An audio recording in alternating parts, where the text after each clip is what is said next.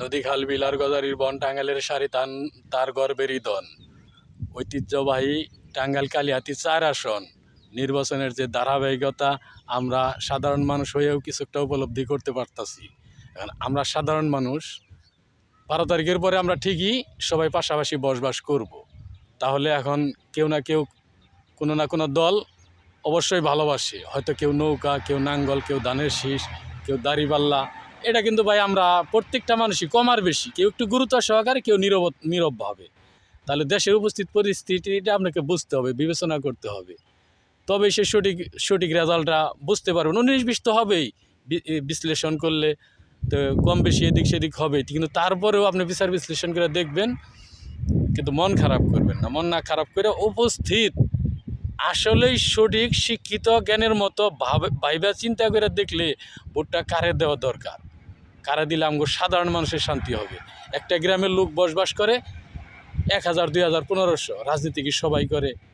তাহলে নিরপেক্ষ লোকগুলো এখন কোন সুরে গান গায় এটা বুঝতে হবে। কারণ এক সময় জামাতের বুড়ো বিএনপিকে দিত, বিএনপির প্রার্থী জামাতের প্রার্থী ছিল না, এজন্য দিত। এখন তো তাদের ওই ভোটটি বাদ দিয়ে গোনায় জরিপ করতে হবে, হিসাব করতে হবে।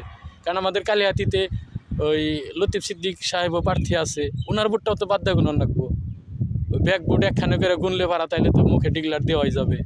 কিন্তু বাস্তব পরিস্থিতি মানুষ কী চায়, দেশের উপস্থিত বর্তমান পরিবেশ মানুষ কীভাবে কী চায়।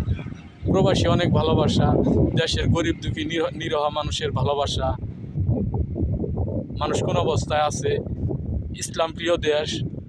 ওই নৌকার সুরে গান গাবো, নৌকা তো ভারত গেছে, এটা বুঝতে হবে না? নৌকার সুরে গান গাওয়া মানে বোকামি। এই দেশে ইসলাম প্রিয় মানুষ, এদেশে মানুষের ইসলাম নিয়ে কথা বললে, ইসলামের বিপক্ষে কথা বললে, একজনের ৫ ওয়াক্ত নামাজ পড়ে না, ঠিক আছে, কিন্তু ইসলামরা তো ভালোবাসে। এই সিস্টেমগুলো না বুঝে যদি রাজনীতি করেন তাহলে কেমন হয় ভাই? মন খারাপ করেন না ভাই, কেউই মন খারাপ করেন না। আমার কথাগুলো নিরপেক্ষ।